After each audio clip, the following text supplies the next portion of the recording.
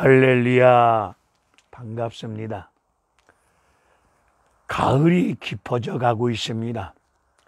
깊어져가는 가을 들녘을 바라보면서 이 저녁 하나님 말씀을 전하고자 하는 종국성 TV 종국성 목사입니다.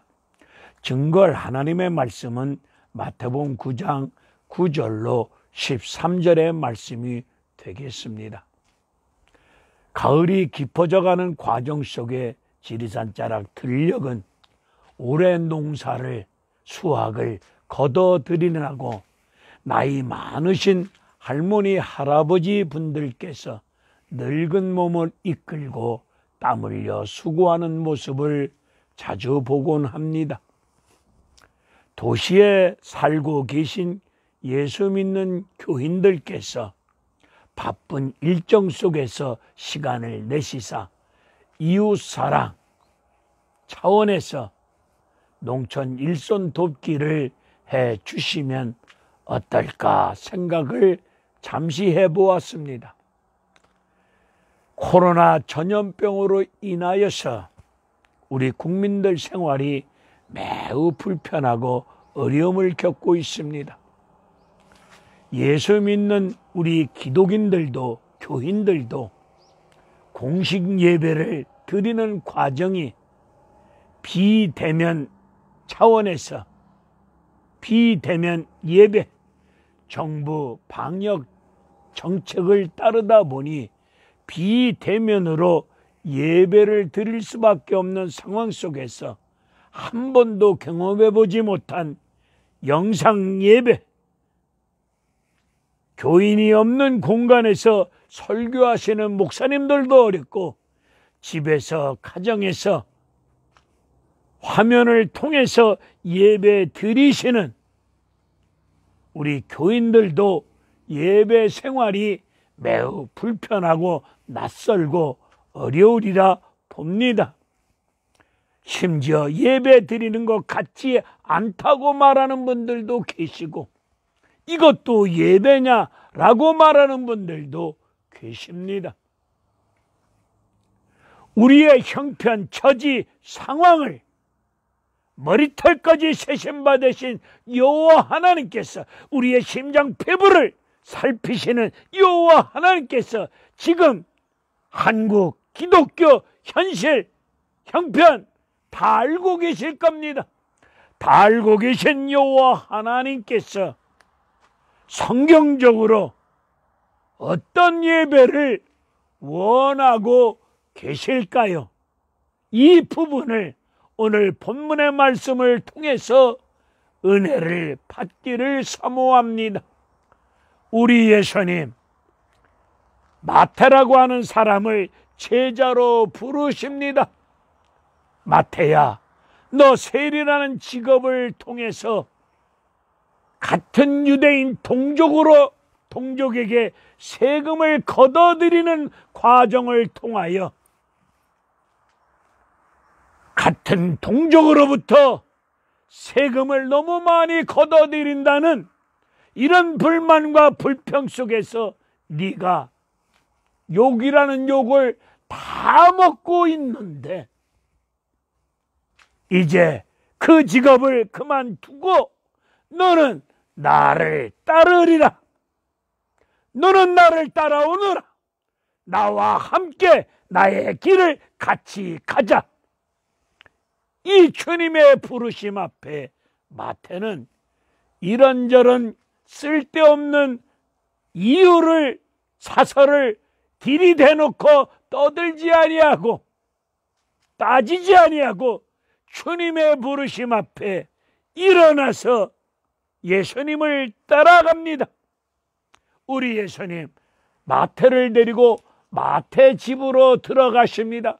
마태 집에 들어가시사 거기서 다른 세리들과 죄인들과 함께 식사를 하십니다. 마태의 집은 죄인의 집이라고 욕먹으면서 낙인 찍힌 집입니다. 그 집에서 하나님의 아들이신 예수님께서 죄인들과 함께 식사를 하십니다. 식사라고 하는 뜻은 너는 나와 가족이라고 하는 뜻을 가지고 있습니다. 너와 나는 같은 공동체이다, 가족이다, 이런 뜻을 가지고 있습니다. 우리 예수님이 죄인들과 식사하는 모습을 본 바리새인들이 예수님 제자들에게 말합니다. 너희의 선생은 어찌하여 죄인들과 함께 식사를 하느냐? 이 소리를 들은 우리 예수님께서 그들을 향해서 말씀하십니다. 건강한 사람에게는 의사가 필요 없겠지만 병든 자에게는 반드시 의사가 필요하다. 나는 의인을 부르러 온 것이 아니라 죄인을 부르러 왔노라고 말씀하십니다. 이 말씀 속에서 병든 자란 어떤 것을 의미하고 계실까요? 성경이 말하는 병든 자란 어떤 자이라고 말씀하고 계실까요? 호세아서 5장에서 답을 주시고 계십니다. 북쪽 이스라엘과 남쪽 유다가 병들었다는 것을, 병든 가운데 상처 입은 것을, 병든 것을 깨닫고 알고 있습니다. 병든 것을 깨닫고 안 이들이 강대국인 아수르 나라에게 사람을 보내서 아수르 왕에게 도움을 구합니다. 도움을 구해보았지만 아수르 강대국이, 아수르 왕이 병든 이스라엘과 병든 유다를 곤치지 못하였다고 말씀하고 있습니다. 병들었다는 것을 깨달아 알면, 병들었다는 것을 깨달아 알았으면 치료하시는 여호와 하나님, 만병의 의사이신 예수님 찾아야 되는 거 아닙니까? 이들은 하나님을 찾지 않습니다. 우리 주 예수 그리스도를 찾지 아니합니다. 하나님을 찾지 아니한 이 자체가 병든 자입니다. 하나님 찾지 않고 하나님께 매달리지 않는 것, 이것이 병든 자들입니다. 물론 육체적으로 병든 것도 병든 자이겠지만은 몸은 건강한데 하나님을 찾아야 될 백성들이 하나님을 찾지 아니한다면 그 자체가 병든 자라는 것을 말씀하고 있습니다. 이 말씀을 들은 바리새인들은 자기들이 병들었다고 생각 안 합니다. 병들었다는 것은 세리 죄인들이 병들었다고 생각을 하고 있습니다. 바리새인들, 치료하시는 우리 예수님을 앞에 두고 자신들이 병들었다는 것을 깨닫지 못하고 있습니다.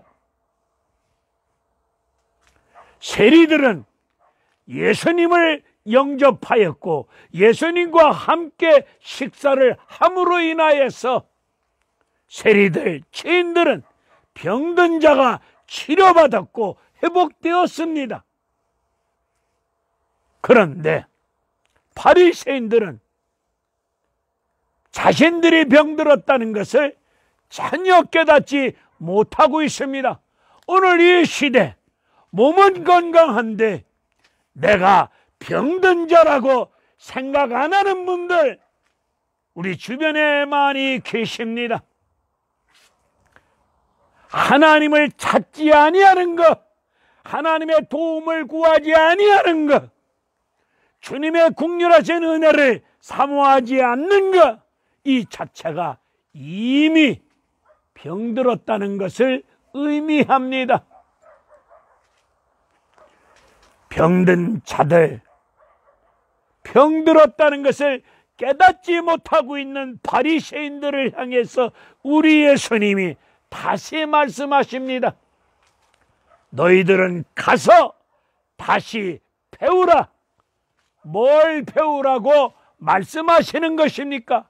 우리 하나님이 국률을 원하고 제사를 원하지 아니한다는 뜻이 무슨 뜻인지 가서 다시 배우라고 말씀하고 계십니다. 바리새인들은 자기들이 똑똑하고 잘났다고 많은 것을 알고 있다고 생각하는 가운데 남을 가르친 사람들입니다. 이런 자들에게 우리 예수님이 가서 다시 배워라.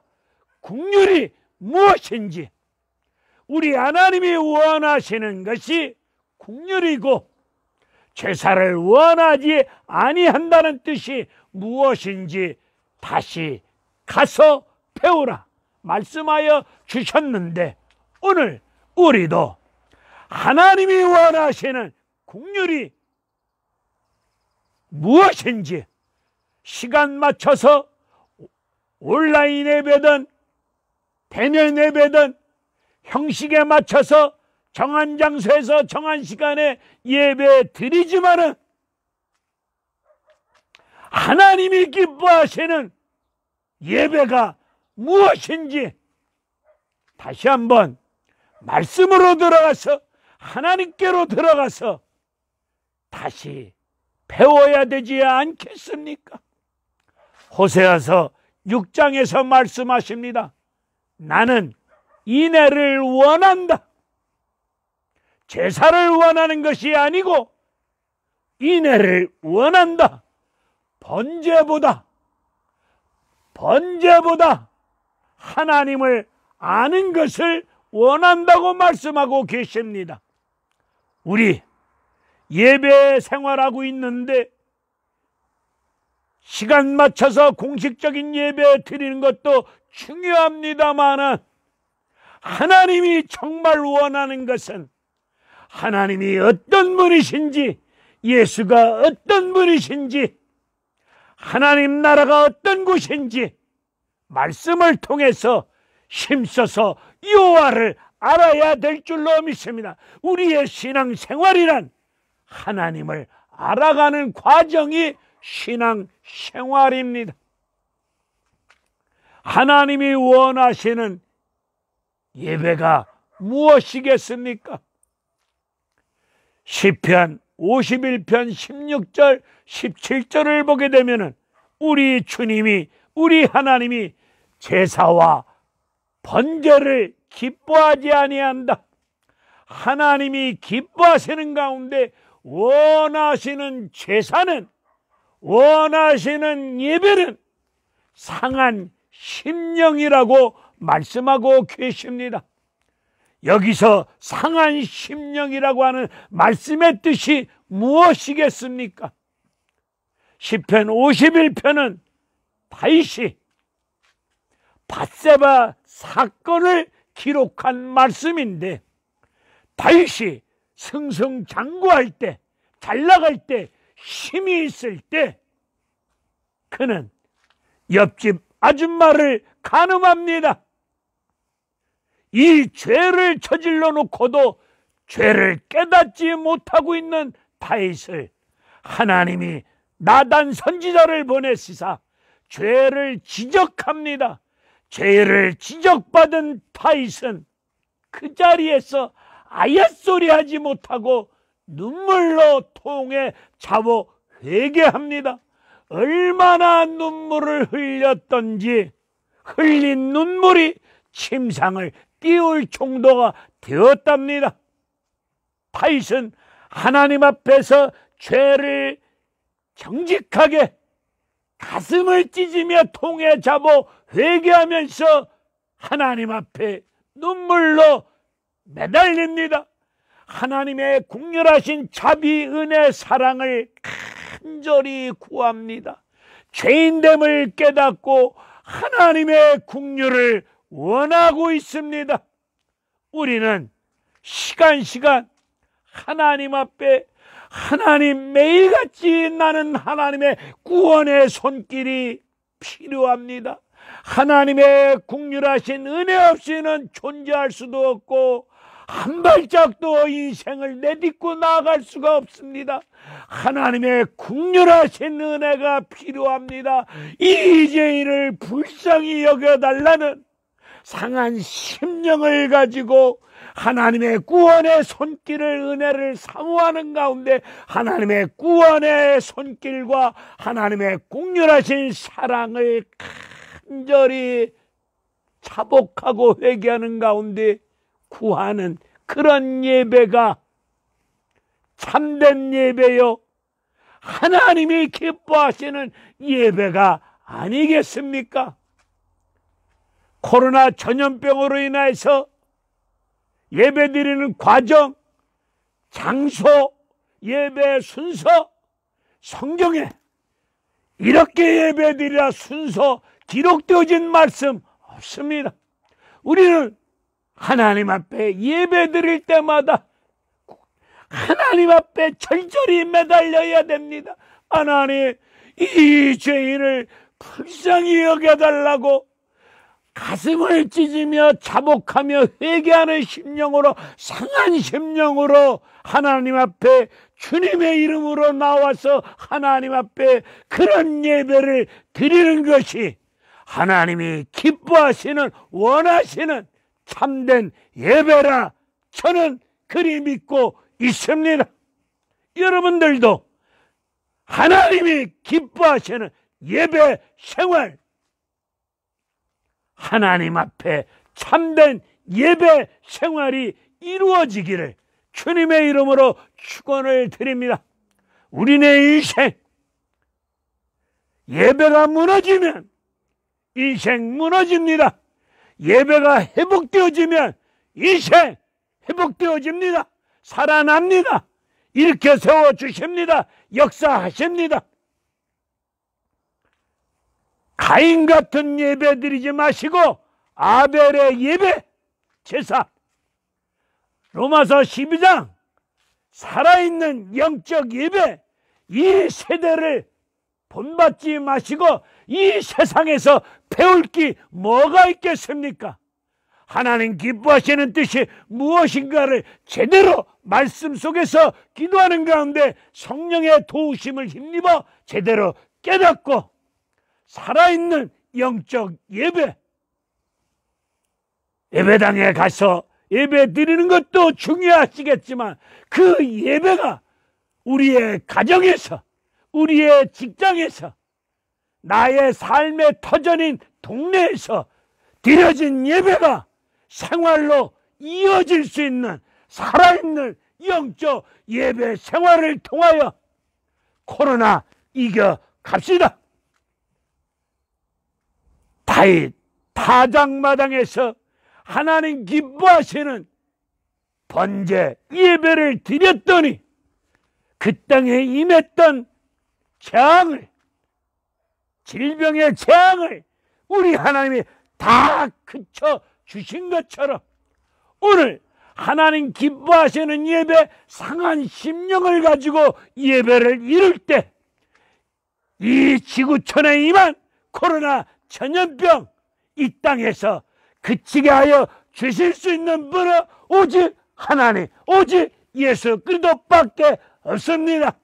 그 하나님 앞에 상한 심령으로 날마다 시간마다 주여, 날마다 하나님의 구원의 손길이 필요합니다. 우리 주 예수 그리스도의 보혈의 은혜 없이는 살아갈 수 없습니다. 날마다 긍휼히 여겨달라고, 불쌍히 여겨달라고 이런 상한 심령을 가지고 주님의 이름으로 말씀에 근거해서 예배 생활이 이루어질 때에 하나님께는 영광이 되어질 것이고 나와 여러분들에게는 평강과 기쁨과 구원의 역사가 크게 임할 줄로 믿습니다. 할렐루야. 감사합니다.